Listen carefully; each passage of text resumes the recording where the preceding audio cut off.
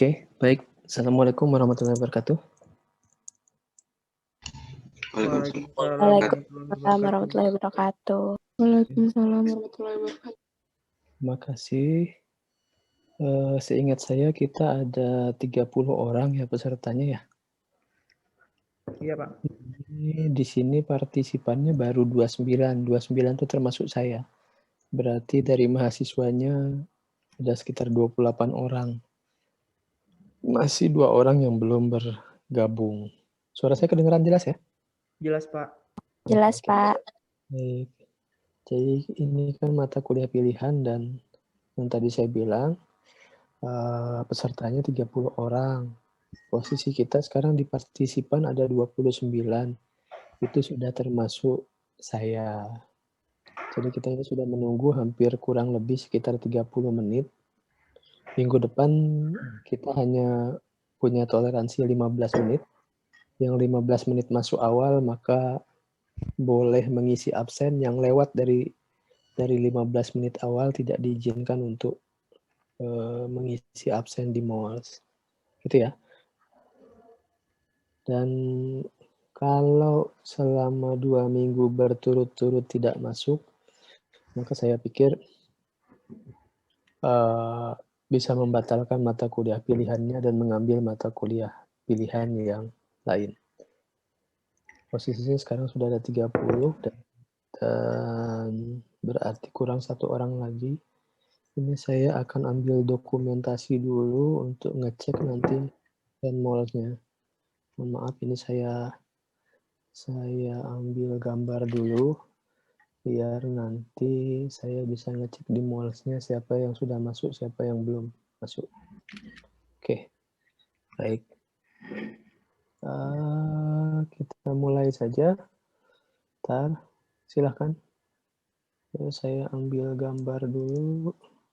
Layar pertama 1, 2, 3. Layar kedua 1, 2. Oke, baik. Saya nggak tahu siapa satu orang lagi yang belum masuk, nanti akan kelihatan. Saya akan ngecek satu persatu. Nanti setelah kuliah ini berakhir, dan bagi yang tidak masuk, jangan mengisi absen di MOLS-nya. Kalau mengisi absen MOLS-nya, maka tidak diperkenankan untuk ikut kuliah berikutnya. Oke, baik.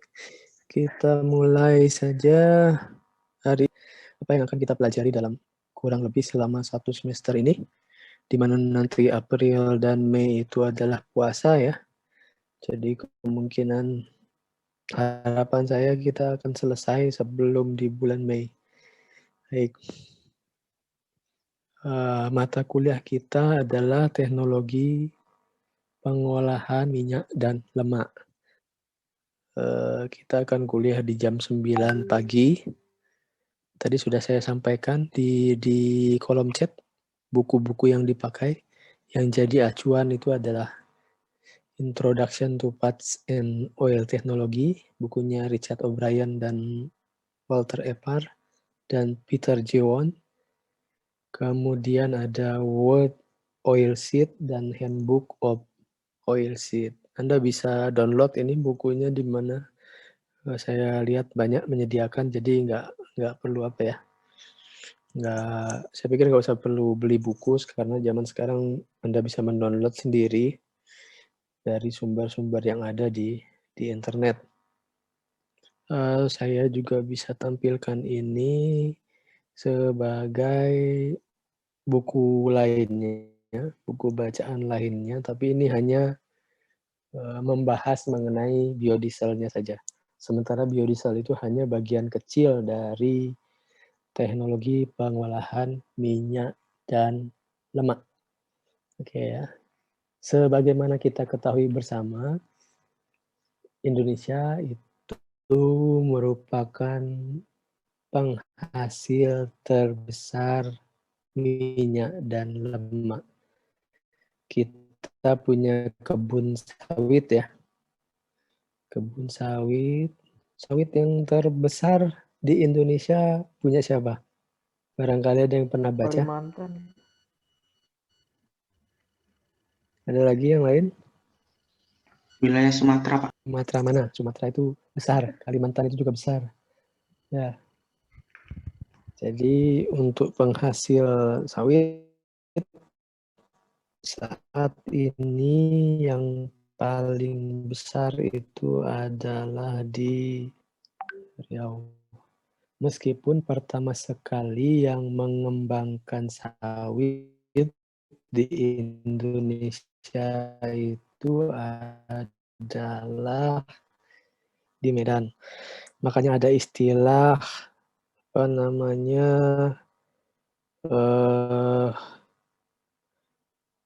London Sumatera. Mungkin pernah dengar PT Lonsum.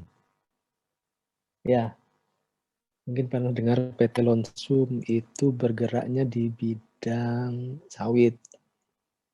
Rasanya juga ini udah masuk. PT Lonsum ini masuk di daerah Kutai Barat ya. Saya nggak tahu ada orang Kutai Barat atau enggak di sini. Anda bisa apa namanya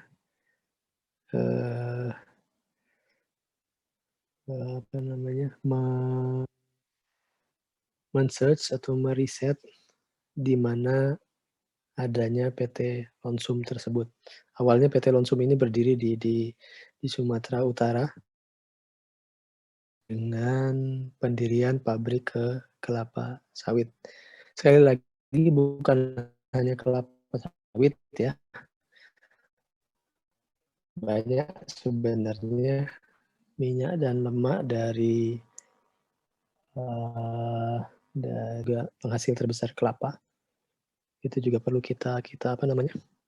Nah ini buku lainnya yang mungkin bisa Anda perhatikan di sini. Teknologi pengolahan bahan bakar nabati berbasis lemak dan minyak dari tanaman. Kalau ini khusus spesifik dari tanaman kehutanan.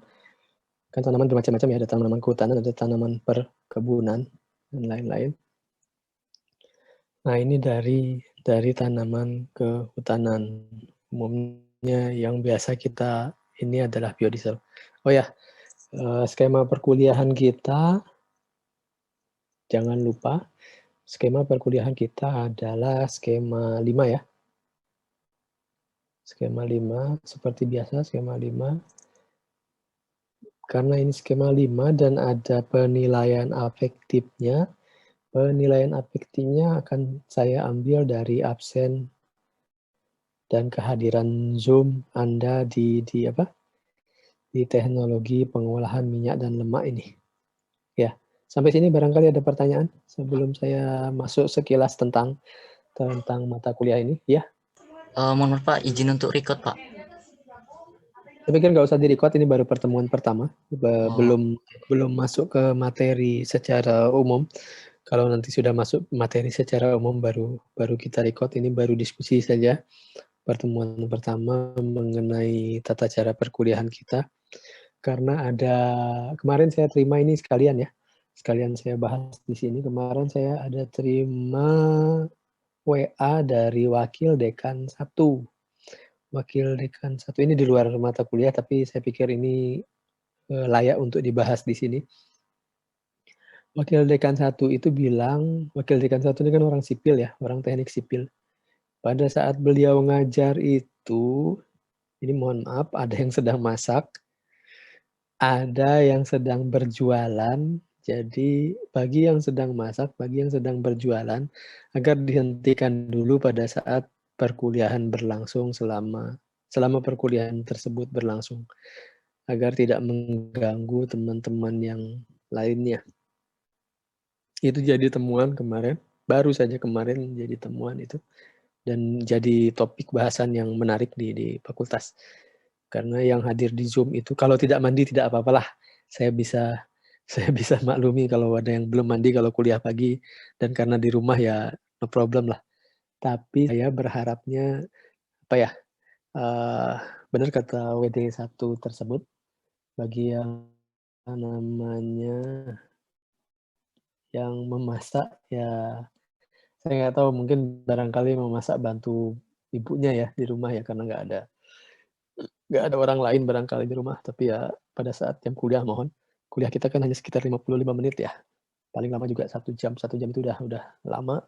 Karena standarnya untuk online itu paling 45 menit sampai 50 menit. Lebih dari itu maka kemampuan orang untuk untuk tetap terus di depan layar itu juga jadi pertanyaan, dipermasalahkan. Apalagi kalau kuliahnya seperti kuliah yang bukan kuliah yang Anda diminta untuk mencoret-coret, tapi hanya kuliah mendengarkan saja. Lebih banyak diskusi, maka itu akan jadi masalah kalau lebih dari 1 jam. Saya pikir itu. Ada pertanyaan lagi sebelum saya lanjutkan ke kuliahnya? Sekali lagi mohon, kalau tidak mandi tidak apa-apa, silahkan saja. Kalau kuliah pagi, saya juga tidak terlalu ini. Kalau di WD1 kemarin malah beliau pengen semua mahasiswa menatap layar, berpakaian rapi. Kalau saya nggak terlalu mementingkan itu. Yang penting Anda berpakaian gitu ya, sopan. Masalah mau pakai kaos dan segala macam, saya tidak terlalu strict atau tidak terlalu merepotkan atau meributkan itu. Silahkan saja selama itu bebas, pantas, dan sopan. Ya, yang penting tidak berkegiatan lain selama dalam proses perkuliahan. Karena itu jadi temuan kemarin di prodi sebelah, di prodi teknik sipil. Oke. Saya berusaha agar mata kuliahnya tidak melebihi dari jam 1 atau jam 3. Sehingga Anda punya kesempatan untuk belajar dan untuk bisa mengerjakan hal lainnya. Makanya kemarin jadwal kuliah itu disusun sedemikian rupa sehingga tidak melebihi dari jam 3 sore. Ya, kalaupun ada ya mungkin barangkali 1-2 mata kuliah saja yang terpaksa menggeser. Ya. Supaya apa? Supaya Anda punya banyak waktu untuk mempersiapkan diri ke kuliah berikutnya. Dan itu juga disusun sedemikian rupa sehingga paling tidak ada 1 atau 2 hari Anda tidak berkuliah, dalam tanda kutip libur gitu ya. Dalam tanda kutip libur supaya apa ya? Supaya itu tadi, supaya Anda tidak jenuh.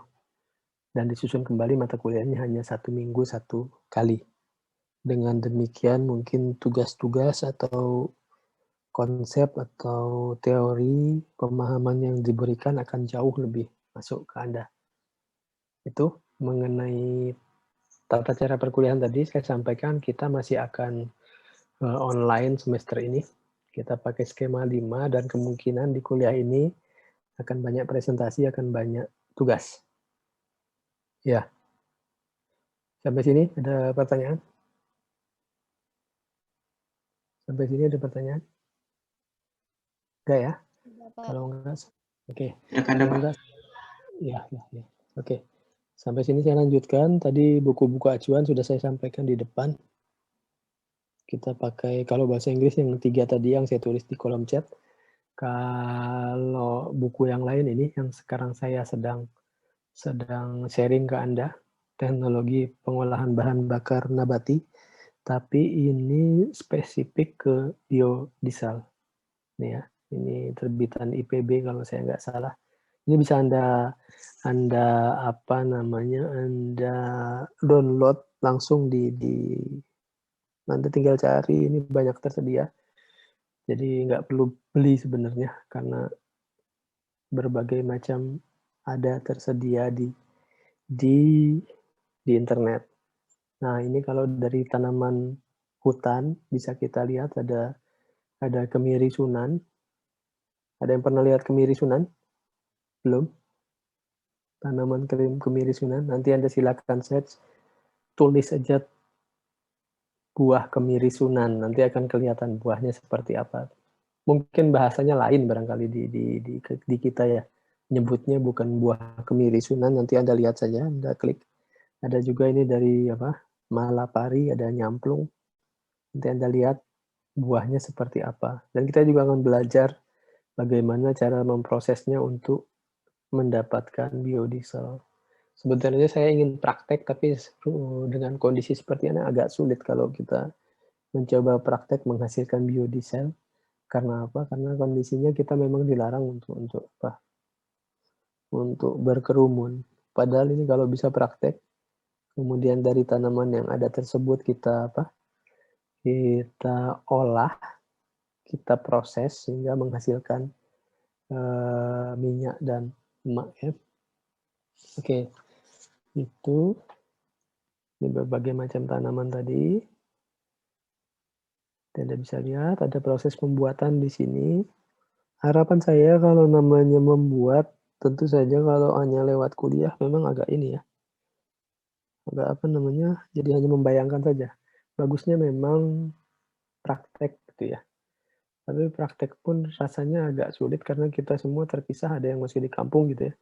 Ada yang di kota, yang di Samarinda kalau kondisi membaik barangkali kita bisa sama-sama membuat biodiesel dari segala macam jenis tanaman, pohon-pohon yang mempunyai minyak atau mempunyai lemak.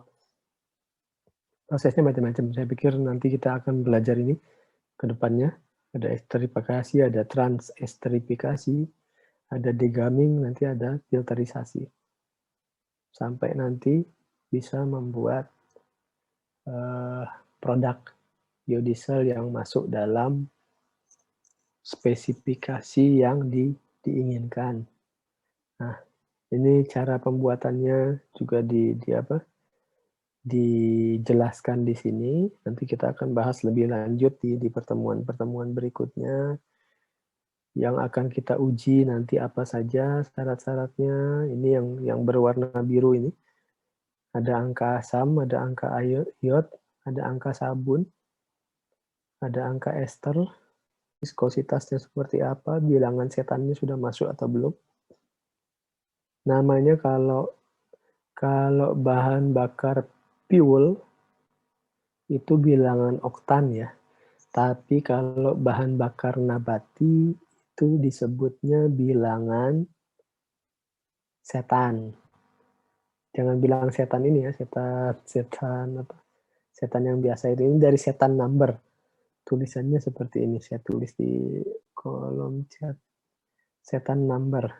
Di Indonesia jadi ditulisnya setane ini kan. Padahal tulisannya dalam bahasa Inggris itu pakai C.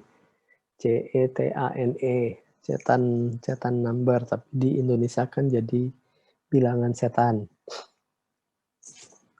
Itu untuk parameter dari bahan bakar nabati. Kalau dari bahan bakar fuel, fosil fuel ya, itu biasanya dinamakan dengan angka oktan. Jadi kalau Anda ngisi di pom bensin itu ada oktan number. Anda lihat Pertamina oktan numbernya berapa, kalau Pertalite oktan numbernya berapa gitu ya. Dexlite berapa, itu Anda bisa perhatikan berapa oktan numbernya. Oke, baik. Saya lanjutkan sedikit pengantar saja hari ini.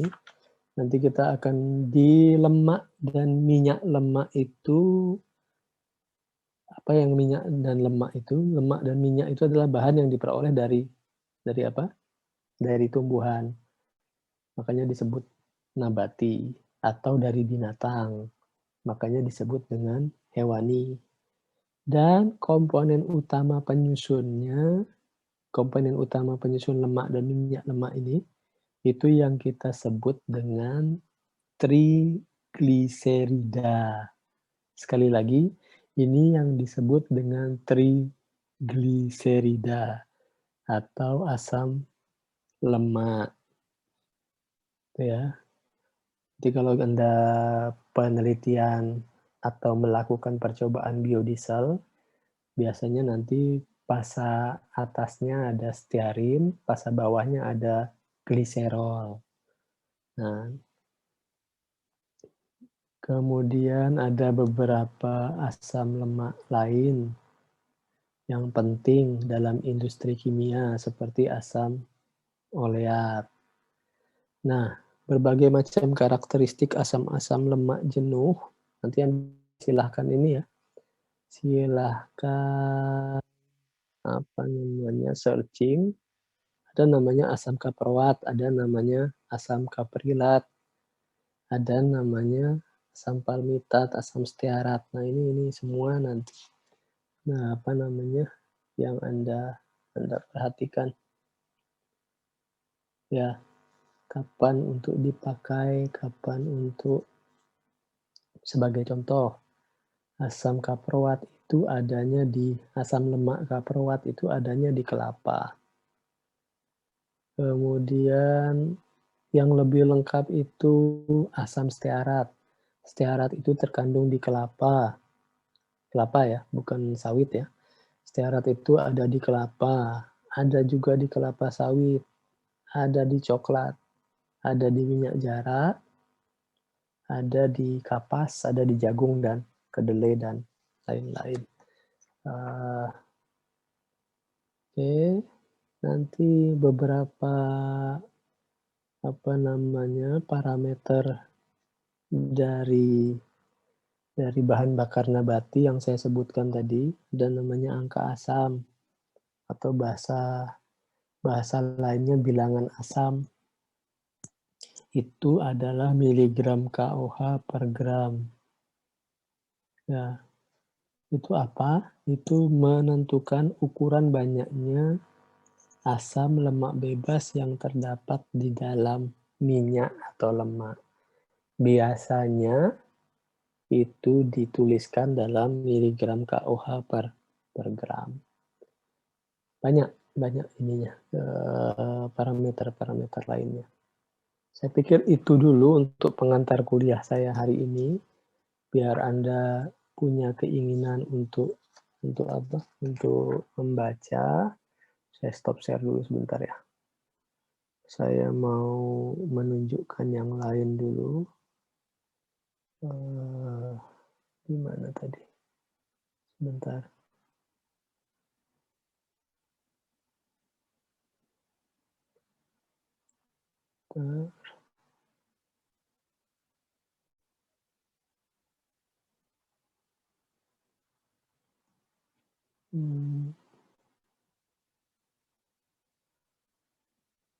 Saya mau tunjukkan ini ke Anda.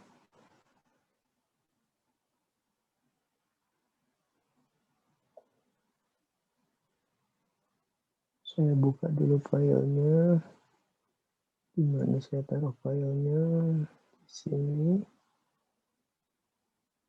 Ntar saya carikan filenya dulu.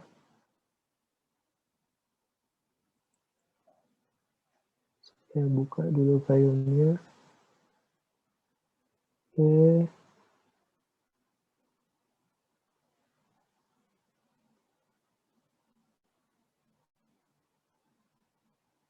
Oke, ini saya share ke Anda biar jadi bahan renungan bersama. Ini saya share. Oke.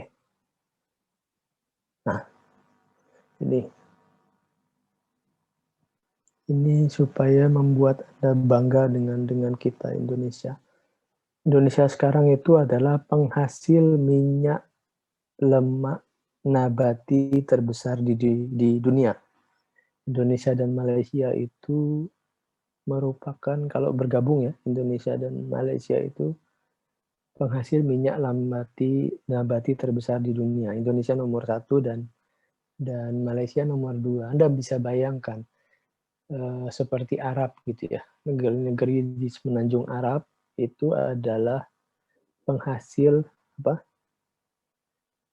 minyak ya terbesar, minyak berbasis fossil fuel di dunia. Nah, kita adalah penghasil minyak lemak nabati terbesar di dunia. Data tahun 2018 kita itu produksi sebesar 46 juta ton minyak sawit mentah atau CPO dan 3 juta ton minyak inti sawit mentah. Itu kalau disetarakan dengan minyak bumi ya, itu adalah 700 sampai 750 ribu barel per hari. Ya. Ini sebagaimana kita baca bersama, sebagaimana Anda lihat neraca perdagangan kita itu adalah negatif ya. Negatif itu artinya impornya lebih banyak daripada ekspornya. Salah satu impor terbanyak di Indonesia adalah impor BBM. Gitu ya. Salah satu impor terbanyak di Indonesia adalah impor BBM. Jadi Anda bayangkan ketika nanti program konversi bahan bakar nabati ini berhasil menggantikan fossil fuel atau BBM dari fosil, maka itu akan mendongkrak neraca perdagangan kita. Sehingga kita tidak lagi ketergantungan dengan dunia lain untuk penggunaan bahan bakar. Nah, tantangannya adalah bagaimana mengolah minyak lemak ini sehingga bisa menghasilkan produk bahan bakar nabati yang siap pakai, yang bisa menggantikan fossil fuel. Inilah tantangan kita bersama sebagai orang teknik kimia. Bagaimana memprosesnya sehingga misalnya nanti tidak ada keluhan di mesinnya. Sekarang pemerintah sudah meluncurkan apa yang namanya, kalau Anda baca, ada B20, ada B30, barangkali Anda sudah ke pom bensin, ada biosolar gitu ya. Kalau namanya bio-bio itu adalah dari bahan bakar nabati. Selama ini memang baru berupa campuran saja. Ada 20%, itu artinya ada campuran 20% bahan bakar nabatinya. Ada 30%, program pemerintah Anda bisa lihat ada B30, ada B20, zaman dahulu ada B10, sekarang bahkan ada A20 gitu ya. A10, nanti Anda perhatikan A itu apa. Bahkan pemerintah ada rencana untuk menaikkan B-nya menjadi bukan lagi B40 ya, tapi sudah menuju B100. Saya pikir ini tantangan buat kita semua bagi orang teknik kimia. Saya pikir itu dulu hari ini yang bisa saya sampaikan. Nanti minggu depan kita akan kuliah lagi, lebih ke materi lagi.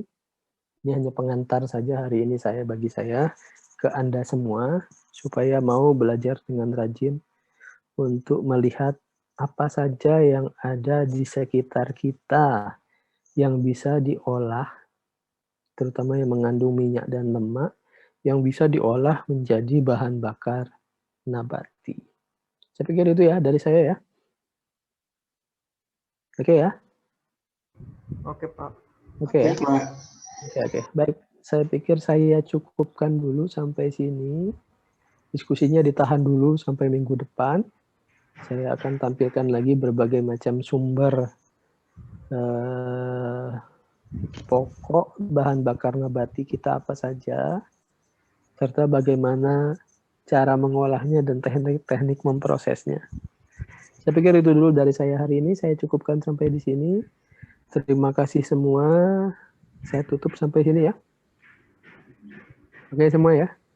Saya tutup pengantar saya sampai sini. Minggu depan jangan lupa kita toleransinya hanya 15 menit.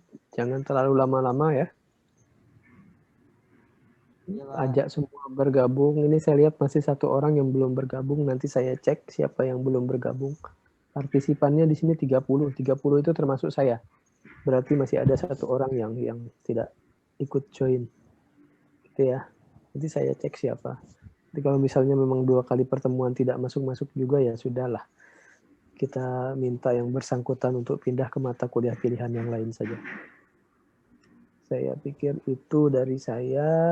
Jangan lupa toleransinya hanya saya berikan waktu sekitar 15 menit. Hari ini kita menunggu cukup lama. Sekitar 30 menit untuk semua orang bergabung. Barangkali seperti ini, minggu depan kita buka dulu kelasnya dari jam 8:30 gitu ya. Sehingga jam 9 benar-benar bisa dimulai. Karena kalau saya buka seperti tadi jam 9, Anda baru bergabung di jam 9:30 ya. Jadi saya pikir saya akan buka lebih awal minggu depan, di 8:30 saya buka dulu kelasnya. Jadi nanti benar-benar jam 9 sudah bisa bergabung semua. Nanti dari jam 9 baru kita hitung toleransinya sekitar 15 menit. Itu ya. Mungkin itu jauh lebih baik. Oke.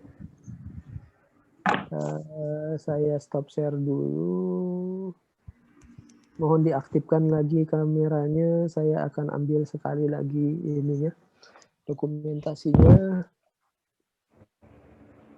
Oke. Lembar pertama nggak apa-apa, masih belum mandi, pakai kaos juga nggak apa-apa. Oke. Ini 1, 2, 3. Lembar keduanya. Oke. 1, 2. Oke. Terima kasih semua. Selamat pagi. Assalamualaikum warahmatullahi wabarakatuh. Waalaikumsalam. Warahmatullahi wabarakatuh.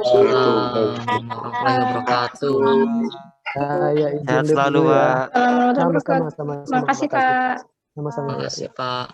Oke, sama-sama. Saya tutup dulu ya.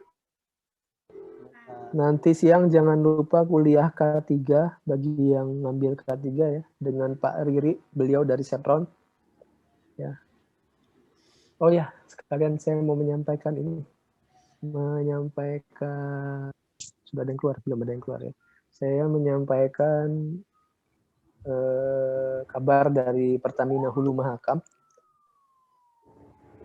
Jadi pada akhir bulan Maret nanti mereka akan mengisi 1-2 pertemuan di mata kuliah sistem utilitas. Ya, mereka akan memberi pengalaman ke Anda semua terkait sistem utilitas yang ada di Pertamina Hulu Mahakam. Kalau Anda mengambil sistem utilitas ya, kalau enggak ya berarti bukan Anda. Anda mengambil sistem utilitas? Ngambil, Pak. Ambil ya. Semua, Pak. Berarti nanti sekitar bulan Maret akhir nanti Pertamina Hulu Mahakam akan memberikan kuliah mengenai sistem utilitas di Pertamina Hulu Mahakam. Gitu ya. Mereka juga, kami sedang merancang bagaimana kiat-kiat mencari kerja dalam kondisi pandemi ini dari sisi Pertamina Hulu Mahakam. Jadi mungkin nanti ada 2 topik. Topik pertama terkait dengan perkuliahan. Topik kedua tidak terkait dengan perkuliahan, tapi penting untuk membangun kepercayaan diri Anda dan bagaimana misalnya membuat CV yang baik, persiapan untuk masuk ke dunia kerja ya dari sisi Pertamina Hulu Mahakam. Oke, jangan lupa hari ini kuliah K3 nanti dengan Pak Riri dari Sepron, teman saya. Beliau akan mengisi kuliah K3. Barangkali sudah mengambil K3 ya, jadi mungkin tidak perlu. Tapi kalau bagi yang belum, nanti beliau akan mengisi kuliahnya. Saya pikir itu dari saya. Mohon maaf, saya tambah lagi tadi. Terima kasih semua. Selamat pagi. Pagi, Pak. Terima kasih. Ya, Terima kasih, saya Pak. izin live duluan. Oke. Pak.